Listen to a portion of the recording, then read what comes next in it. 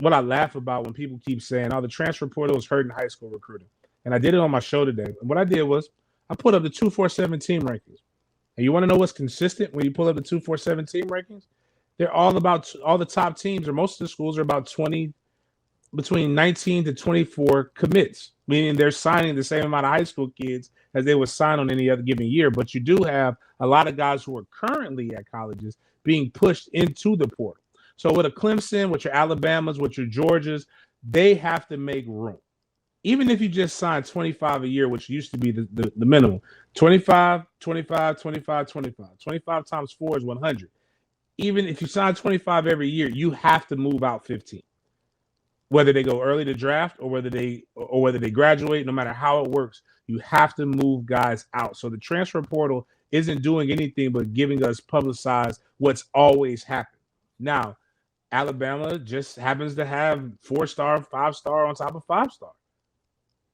If you've been there 2-3 years and you ain't playing, you got to get moving. Or, you know, and I think that's just, we don't have that depth at Florida State, that we don't have that luxury yet.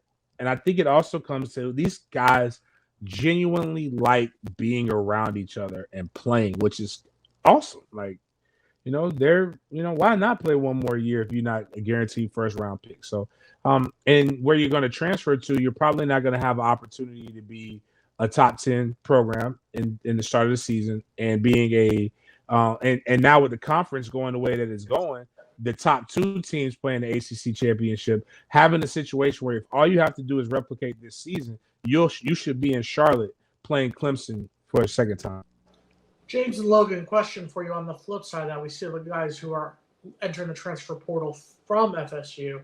Who are some of the guys that Florida State may be going after who are in the transfer portal from other schools? What are some of the other names you may be hearing, or guys who you think Florida State should go after?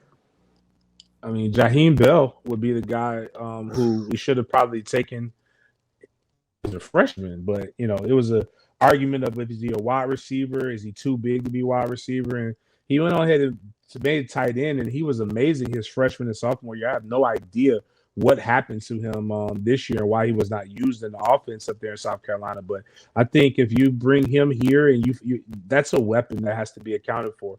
Also, forgive me his name, but the Division II guy from Shorter, 6'7", 250 pounds, really good athlete. That's another that's 2 weapons that you have at tight end that could put you in some personnel groupings that could probably you could probably take advantage of at Florida State against a lot of our opponents.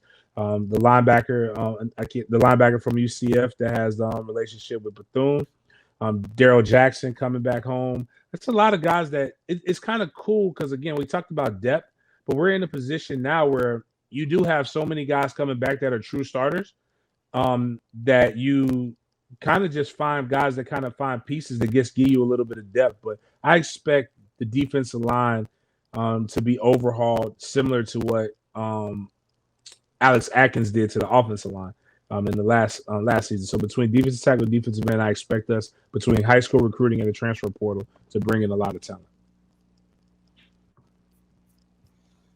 Yeah, I'm keeping an eye on Daryl Jackson. There's some ties there with being close to Valdosta, his mom going through some medical stuff. So there's been some good smoke that there's a potential for a Miami flip, I guess you can say, to Florida State here. Something to keep a close eye on. And then, like you were talking about there with Bell, James, this, don't know what was going on there with South Carolina's offense and not utilizing him this much this season. He's got great stats, but the thing with him throughout his career, he's a playmaker. He's that hybrid wide receiver tight end, and that's something Florida State really hasn't had in a good long while. You've got the production of Cam McDonald, Mark Houston throughout the season, but it's not a game-changing tight end play. Bell is a game-changing tight end. That's a guy that can change the game for you. Florida State hasn't had that at the tight end position since Nick O'Leary, let's be honest. I mean, you can maybe bring up Izzo. That's about it.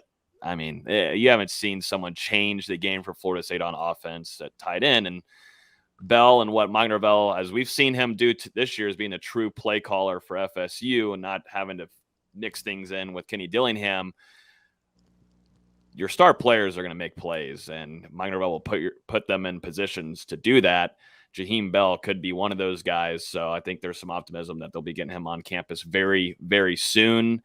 Florida State now has the big time advertising factor of bringing back Jordan Travis. And I'm glad he announced that pretty quickly here early on before going in this bowl game to start using that to their advantage, because a lot of players and a lot of skilled players are going to want to come play for Jordan Travis. And they can also use Florida State staff can use, hey, we brought in Micah Pittman, we brought in Johnny Wilson, Trey Benson. Those guys end up being starters on this offense. You could come start right away in Tallahassee. So I don't think they have to do too much more. Definitely, if you're looking at the edge rusher position, there is going to be some names that pop up in that transfer portal soon where Florida State will be in that top 3 conversation for some of these guys, just because of what they've been able to do and put on the field, including with what Jared Verse has done and may continue to do going into next year. We'll see.